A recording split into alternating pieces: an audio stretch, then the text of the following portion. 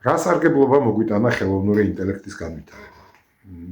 კონკრეტულად ჩვენს კომპანიას Solo Studios, რომელიც უკვე 18 წელია ბაზარზე პოზიციონირებს როგორც ვებ დეველოპერული ერთ-ერთი სტაბილური კომპანია.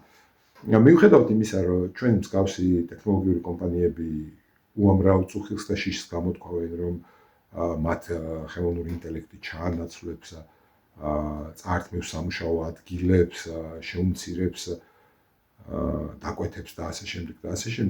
მიუხედავად ამ მსგავსი შიშების და სკეპტიციზმისა, ჩვენთვის ხელოვნური ინტელექტის განვითარება ძალიან სასარგებლო აღმოჩნდა და რატომ?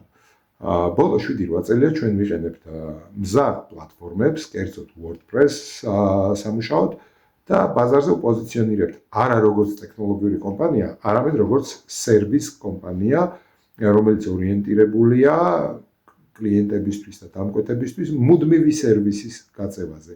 შესაბამისად, ჩვენ არ გვჭირდება პროგრამირების ისეთი დონე, რომ მუდმივად პროგრამირების და თქვა კოდის წერის რეჟიმში ვიყოთ.